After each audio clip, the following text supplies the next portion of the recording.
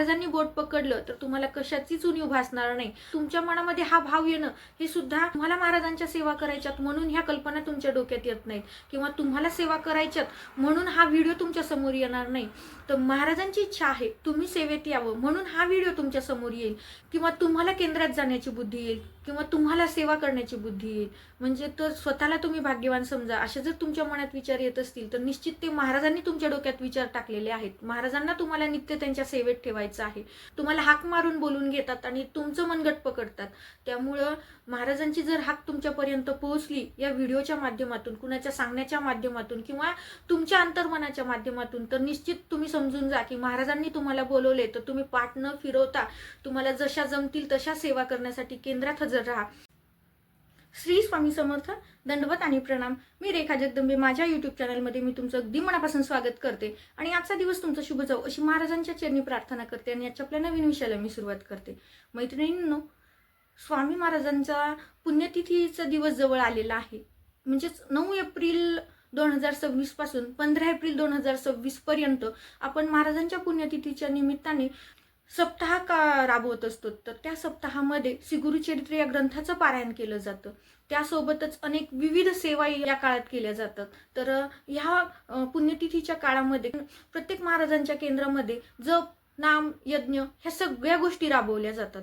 तर यामध्ये सगळ्या गोष्टी राबवल्या जातात म्हणजे काय, तर अखंड सेवा या काळात, या 7 दिवसाच्या काळात केल्या जातात. आता आपण घरामध्ये अखंड सेवा नाही करू शकत किंवा आपण केंद्रामध्ये सुद्धा अखंड सेवेसाठी 24 तास तिथं नाही राहू शकत. तर अशा वेळेस काही बंधू भगिनी श्री गुरुचरित्र ग्रंथाच्या पारायणाला बसतात. तर काही जण अखंड सेवेमध्ये सहभाग घेतात. म्हणजे प्रत्येकांना ठराविक वेळ दिलेला असतो. त्या वेळेमध्ये ज्यांना जसं जमेल त्या पद्धतीने आपल्याला केंद्रात सेवा करायची असतात. यामध्ये कुठल्या कुठल्या सेवा घेतात, तर त्यामध्ये श्री स्वामीचरित्र सारामृताचे पाठ हे अखंड स्वरूपात घेतले जातात. अखंड स्वरूपात म्हणजे काय, तर न थांबवता एक पाठ झाला की लगेच त्याच ठिकाणी दुसरा व्यक्ती बसणार आणि दुसरा पाठ करणार. दुसरा व्यक्ती उठला की तिसरा व्यक्ती बसणार, तिसरा व्यक्ती उठला की चौथा उठला की 5वा, असं कंटिन्यू 24 तास ही सेवा अखंड स्वरूपामध्ये चालू राहते. तिला कुठेही खंड पडू देत नाहीत. तर ह्या अखंड सेवा ह्या काळात केल्या जातात. तर स्वामी चरित्र सारामृताचा पाठ असो किंवा महाराजांचा श्री स्वामी समर्थ नामाचा षडाक्षरी मंत्राचा जप असो, ही सुद्धा सेवा अखंड केली जाते. एक माळ करून एक व्यक्ती उठली की तिथं लगेच दुसरी व्यक्ती बसणार आणि ती माळ करणार. तिचं करणं झालं की ती उठणार आणि तिसरी व्यक्ती बसणार. या पद्धतीने ही सुद्धा अखंड सेवा केंद्रामध्ये राबवल्या जाते. म्हणजे एकीकडे सकाळच्या कालावधीमध्ये श्री गुरुचरित्र या ग्रंथाचं पारायण घेतलं जातं आणि ह्या पारायणासोबतच काही व्यक्ती या अखंड सेवेसाठी बसलेले असतात.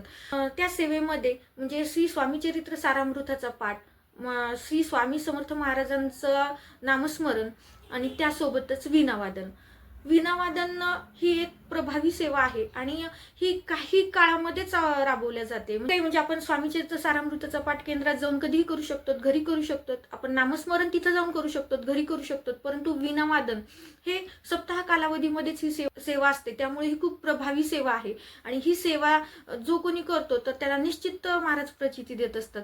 तर वीणावादन ही सुद्धा खूप प्रभावी सेवा आहे. ही सुद्धा सेवा अखंड केल्या जाते. एक व्यक्ती थोडा वेळ, एक व्यक्ती थोड्या वेळ, म्हणजे ज्याला जसं जमेल तसं.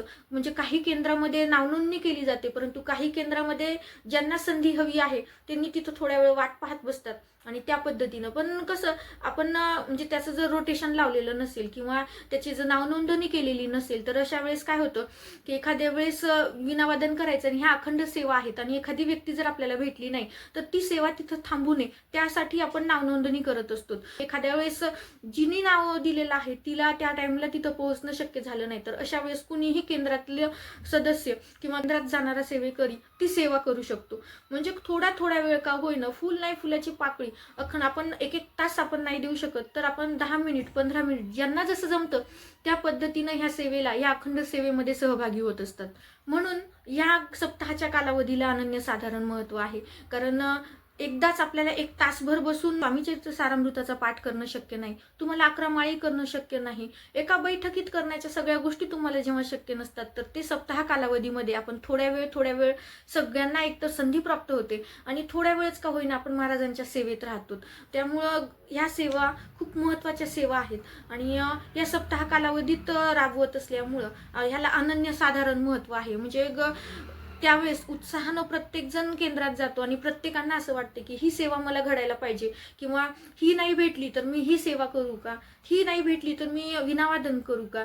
म्हणजे प्रत्येकांच्या डोक्यामध्ये एकच भाव असतो की 10 मिनिटाची का होईना मी महाराजांसाठी ही सेवा करायला पाहिजे, कारण महाराजांचं तत्व ह्या काळामध्ये मोठ्या प्रमाणात जागृत असतं. त्यामुळं प्रत्येकांची ओढ असते की त्या अखंड सेवेमध्ये आम्ही सहभागी झालं पाहिजे. त्यांना या गोष्टीची कल्पनाच नाही किंवा महाराजांबद्दलच्या सप्ताहाची सुद्धा माहिती नाही, तर त्या माझ्या बंधू भगिनींनी त्यांना हा व्हिडिओ महत्त्वाचा ठरू शकतो. कारण त्यांनी जर हा व्हिडिओ पाहिला तर तुमच्या जवळपास जर केंद्र असेल तर निश्चित तुम्ही तुमच्या जवळच्या केंद्रात जा आणि या अखंड होणाऱ्या सेवेमध्ये सहभागी व्हा. तुम्हाला गुरुचरित्र ग्रंथाच्या पारायणाचा या सप्ताह कालावधीमध्ये तुम्हाला शक्य नाही, तुम्ही घरी सुद्धा गुरुचरित्र पारायण करू शकत नाही, तुम्ही केंद्रातही करू शकत नाही, तर तुम्हाला जेव्हा वेळ भेटेल तेव्हा तुम्ही सेवेसाठी जा. फक्त या अखंड सेवा सकाळी 8 पासून ते संध्याकाळी 8 पर्यंत स्त्रिया करतात आणि संध्याकाळी 8 ते सकाळी 8 पर्यंत पुरुष बंधू करत असतात. कारण बाहेर राहणं थोडंसं महिलांना बंधनकारक असतं. त्यामुळं रात्रीच्या सेवा या पुरुष बंधू करतात आणि दिवसभराच्या सेवा या स्त्रिया भगिनी करत असतात. तर ज्यांना शक्य आहे तर त्यांनी 9 तारखेपासून ते 15 तारखेपर्यंत या सप्ताहाच्या कालावधीमध्ये 1 दिवस तरी तुम्ही केंद्रामध्ये जा आणि ह्या संधीचा फायदा घ्या आणि तुमच्या आयुष्याचं सोनं करून घ्या. कारण महाराजांनी बोट पकडलं तर तुम्हाला कशाचीच उणीव भासणार नाही. तुम्हाला महाराजांच्या सेवा करायच्यात म्हणून ह्या कल्पना तुमच्या डोक्यात येत नाहीत, किंवा तुम्हाला सेवा करायच्यात म्हणून हा व्हिडिओ तुमच्या समोर येणार नाही. तर महाराजांची इच्छा आहे तुम्ही सेवेत यावं म्हणून हा व्हिडिओ तुमच्या समोर येईल, किंवा तुम्हाला केंद्रात जाण्याची बुद्धी येईल, किंवा तुम्हाला सेवा करण्याची बुद्धी येईल. म्हणजे तर स्वतःला तुम्ही भाग्यवान समजा. असे जर तुमच्या मनात विचार येत असतील तर निश्चित ते महाराजांनी तुमच्या डोक्यात विचार टाकलेले आहेत. महाराजांना तुम्हाला नित्य त्यांच्या सेवेत ठेवायचं आहे. फक्त महाराज तुम्हाला हाक मारून बोलून घेतात आणि तुमचं मनगट पकडतात. त्यामुळं महाराजांची जर हाक तुमच्यापर्यंत पोहोचली या व्हिडिओच्या माध्यमातून, कुणाच्या सांगण्याच्या माध्यमातून किंवा तुमच्या अंतर्मनाच्या माध्यमातून, तर निश्चित तुम्ही समजून जा की महाराजांनी तुम्हाला बोलवले. तर तुम्ही पाठ न फिरवता तुम्हाला जशा जमतील तशा सेवा करण्यासाठी केंद्रात हजर राहा. 9 तारखेपासून म्हणजेच 9 एप्रिल 2026 पासून ते 15 एप्रिल 2026 पर्यंत. तर तुमच्या आयुष्याचं सोनं झालं म्हणून समजा.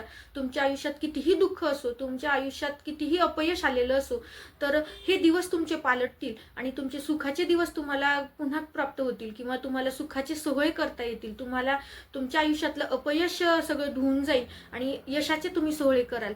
यात मात्र तिळमात्रही शंका नाही. म्हणून सगळ्या माझ्या बंधू भगिनींना मी विनंती करते की 9 तारखेपासून ते 15 तारखेपर्यंत तुमच्या धावपळीच्या काळातला वेळेला अनन्यसाधारण महत्त्व आहे. वेळ खूप अमूल्य असतो आणि हा अमूल्य तुमचा वेळ तुम्ही महाराजांच्या सेवेसाठी दिला तर तुमचं आयुष्य अमूल्य महाराज करून टाकतात.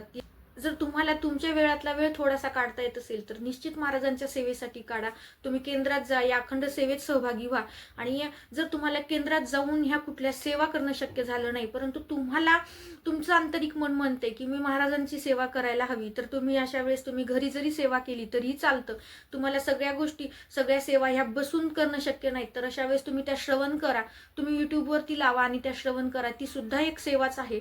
या पद्धतीनं तुम्ही ह्या सप्ताह कालावधीमध्ये महाराजांच्या सेवेमध्ये अखंड राहा, तर नित्य महाराज तुमच्या सोबत राहतील. महाराजांचा नित्य वरदहस्त तुमच्यावरती राहील. दिलेली माहिती साधी सोपीच आहे पण खूप महत्त्वाची आहे. आवडली असेल तर लाईक करा, शेअर करा. आपल्या चॅनलवरती नवीन असाल तर चॅनलला सबस्क्राईब करायला मात्र विसरू नका. श्री स्वामी समर्थ. दंडवत आणि प्रणाम.